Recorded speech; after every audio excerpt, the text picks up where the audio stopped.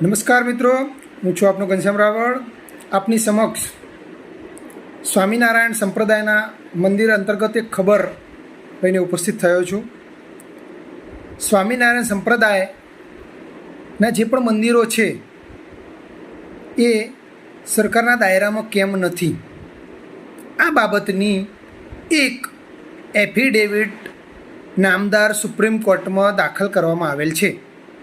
પ્રશ્નો ઘણા છે મિત્રો કે આ મંદિરો જ કેમ સરકારના દાયરામાં નથી? આ મંદિરો શું હિન્દુ ધર્મનો ભાગ નથી?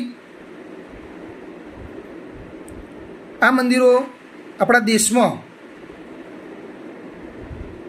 હિન્દુ ધર્મનો ભાગ નથી એવું દર્શાવે છે, પણ વિદેશમાં પોતે હિન્દુના પાણિયા મારે છે. ખૂબ મોટી આવક ધરાવતા આવક ધરાવતા મંદિરો છે, પણ સરકારના દાયરામાં નથી. એટલે કોઈક જાગૃત જવાબદાર નાગરિકે સુપ્રીમ કોર્ટની અંદર એફિડેવિટ દાખલ કરી છે કે ભાઈ, સ્વામિનારાયણના મંદિરો એ હિન્દુ ધર્મનો ભાગ નથી, તો શું એ મંદિરો જ ફક્ત સરકારના દાયરામાં કેમ નથી? એ કોને સમર્થન કરે છે? આ બધું જ જાણવા માટે નામદાર સુપ્રીમ કોર્ટમાં એફિડેવિટ દાખલ થઈ છે.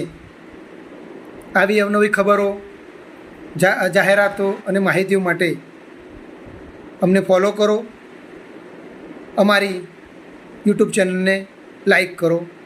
આભાર.